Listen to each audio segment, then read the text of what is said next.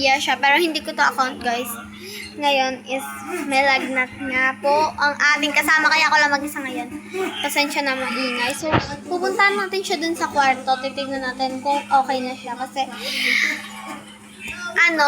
ang challenge ko sa sarili ko is paano mag-alaga si self ng kaibigan niya na may sakit. So, titingnan natin kung paano mag-alaga. Let's go, puntahan natin siya. Dito na siya.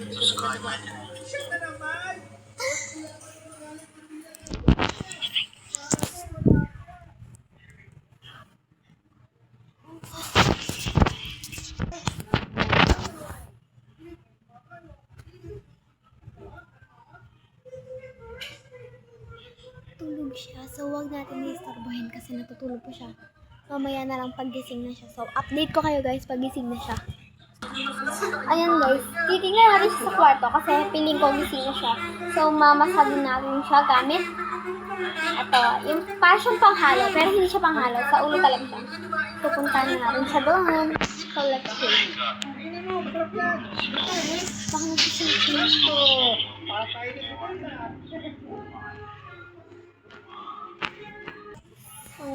Hi, Ed. May sakit ka pa? Okay lang, nag-vlog ako. So, kita naman sa mata niya na may sakit siya. Gusto mo ba masahin kita? Ha? Gusto mo ba ganito? Ganito. Nagsa-cellphone siya guys. Ito yung cellphone na gamit niya. Vivo. So ngayon, ano bang gusto mong food? Bibilan kita.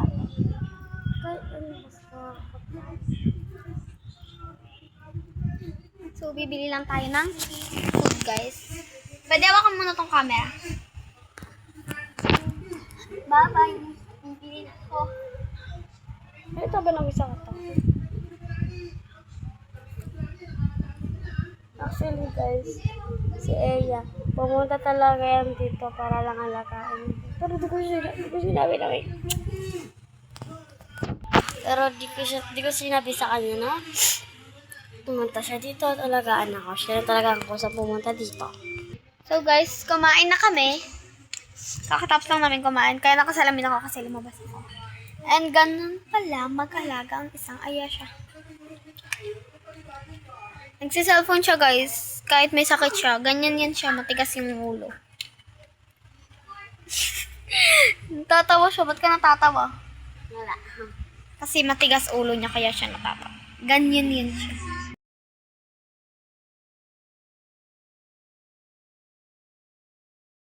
Guys, nakatulog na pala si Arlene.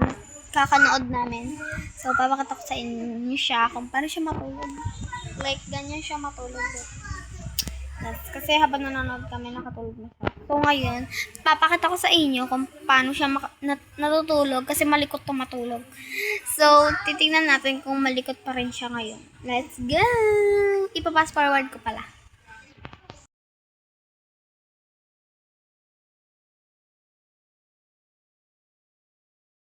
Guys, kakagising ko lang kasi natulog ako ng tanghali and sinabayan ko na siya matulog.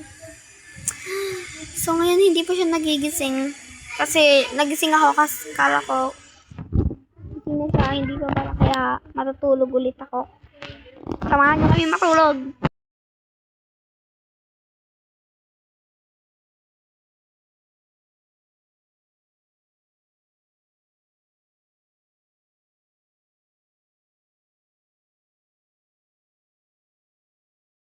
Katulog kasi ang likot ng katabi ko. Legit ang likot na, di ba? Kita niyo yan? Sino bang di makakatulog dyan sa ganyan, di? So, aantayin ko lang siya magising hanggang... Alright, okay. Ano ba yan?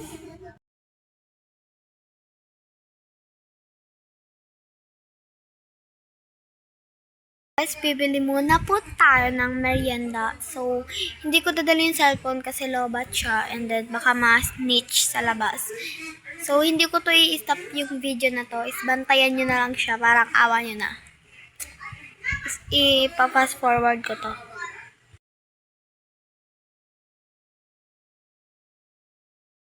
So, ayan. So, nandun na yung pagkain sa labas. And then, gigising na natin siya. Kasi, ayan, tulog pa siya, be.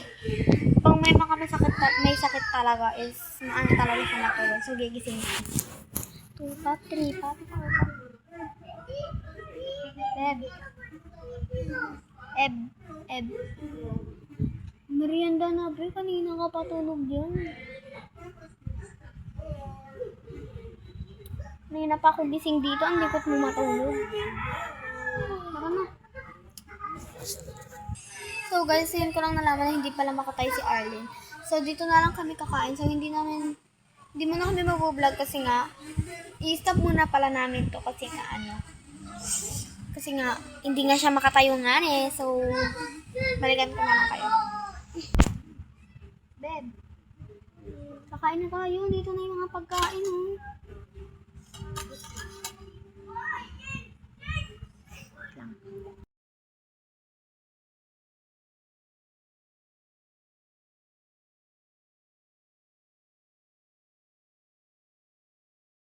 Tapos na siya kumain, guys. After 1 year later.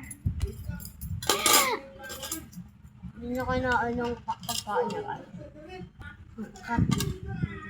So guys, ako na maglilipat kasi kawawa naman siya. Ginawa ko sa standard. So, mamaya is, doon kami sa sala is magpapatugtog kami is relax, ganon. So, let's go. Balikan na lang namin kayo kapag nandun na kami at nagpapatugtog. Beb, bibigyan ko siya na pang himagas. Kasi kumain ako.